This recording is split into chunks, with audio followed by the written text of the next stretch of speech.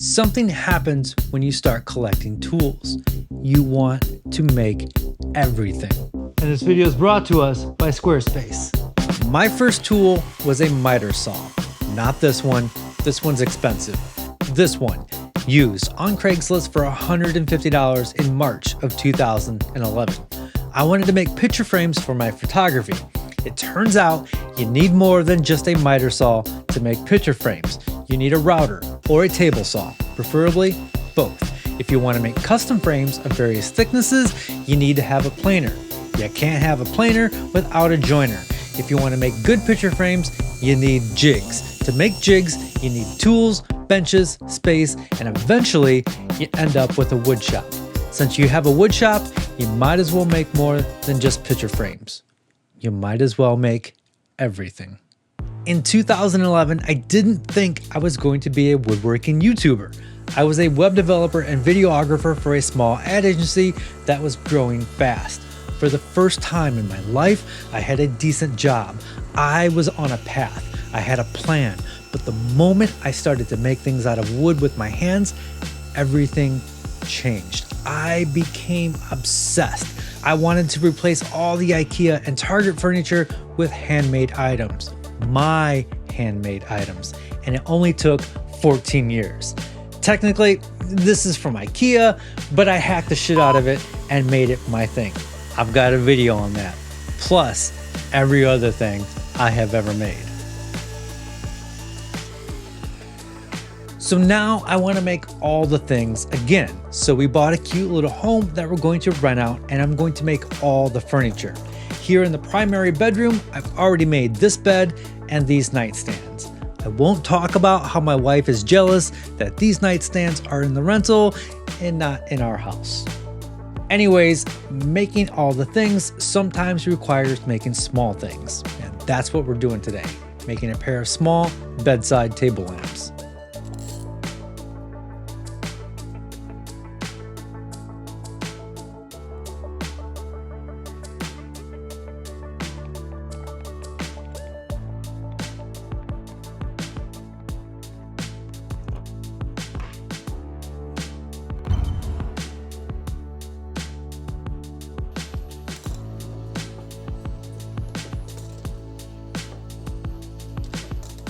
I usually sketch things out on paper before jumping into any 3D modeling, but this time I was just playing around in Fusion, working on a sculptural design for an upcoming art show. What I had in my head wasn't quite coming together, but somehow I ended up with this moon shape. I wasn't trying to draw a moon, but as soon as it appeared, I knew it would make a great bedside lamp. So I scaled it down and ran a brass rod through the center, leaving it exposed. Honestly, some of my favorite projects are the ones I didn't plan, the ones that happen when inspiration strikes. There's something incredibly fun about dropping everything to chase an idea you're excited about in the moment. This is a very deep hole that needs to be drilled perfectly down the center of a 3-inch block of walnut. It requires a special 11.5mm extra long drill bit. I'm doing this in 3 stages. First, I'm drilling a small pilot hole on the drill press to ensure that it runs straight up and down. This gives me a solid reference for the next size bit, which I'll use to drill by hand all the way through. Finally, I'll switch to the 11.5mm bit to bore the finished hole. Trying to do this by hand from the start with a bit that size would be nearly impossible without the first 2 steps.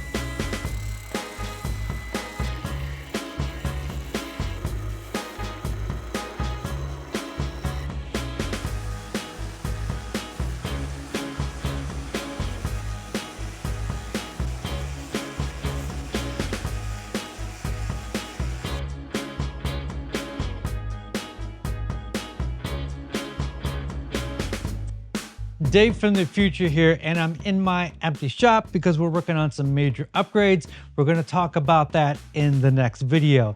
Next for this video is we're going to make the base and convert this into a touch lamp using a basic off-the-shelf kit. But first, I need to tell you about Squarespace. I've been using Squarespace for over a decade now to power my creative business, and what I love is how it gives me full control over how I present my work.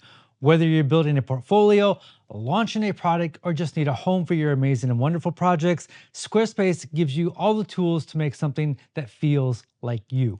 Their design tools are honestly a joy to use. You can start with one of their award-winning templates or try out their new blueprint and design intelligence builders, which helps you generate a fully customized site based on your vibe, your goals, and what you're making. It's intuitive, flexible, and lets you stay in your creative flow, even if you don't know a thing about web design.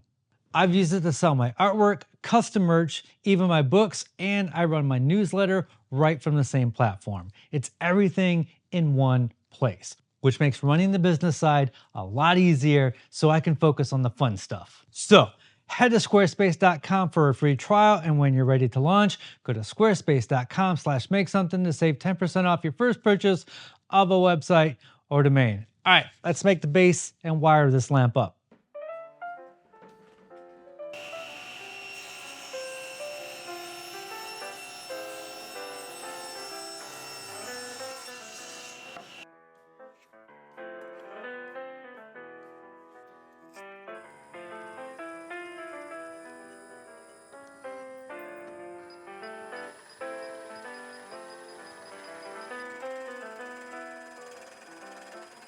I got this lamp extension kit on Amazon, and the cool thing about these brass rods is they're threaded on both sides. So you can make the pole as long as you want. So you can put this little insert here, screw it in about halfway. I'll probably add some thread lock on there. And then the reason we drilled two different holes on the base is this is going to go in here like this. And then on the bottom, we can put the nut, and it needed to be big enough where I could get a socket on there to screw that down. So that is the base. So the moon is going to go on here like this, and it's going to go much lower. I've got the lamp wiring kit, which I'll figure out in a bit. I also got this little touch pad that I want to install on here where you can touch the lamp on and off. So you're not looking for a switch when you wake up in the morning. And I think the best route for that is to route a pocket for this to drop into. I also have to figure out channels for wires to go, but one problem at a time, which means I'm gonna have two wires coming out of here, the lamp wiring, which then plugs into this touchpad, and then this touchpad wire, which plugs into the wall. I'll figure all that out in a second, but pretty happy so far. Everything is looking good. So let's route out that pocket.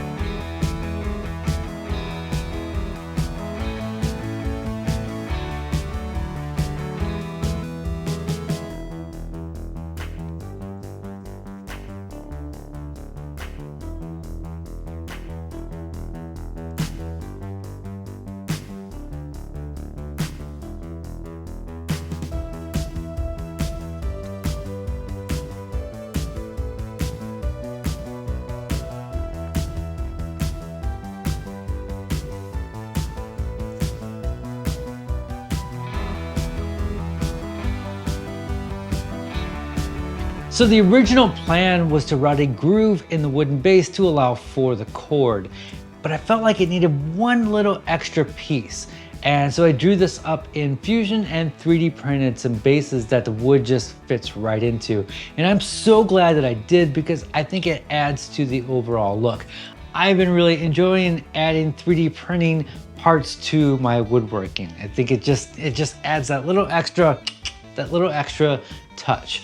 I need you to use your imagination and not see the cables coming out of there. I need to modify the nightstands to allow the cables to fall directly behind. So when we're all done with this bedroom, you won't see the cords and cables at all. And of course, I've got videos on making these stands. I've got a video on making this bed right here. I will have a video on every single project for this rental house, and there will be a playlist down below. Patreon members to my channel get all kinds of extra perks, access to our Discord, weekly or bi-weekly behind the scenes videos called Sundays with Dave, and I give all my Fusion 360 files directly to my Patreon members to modify.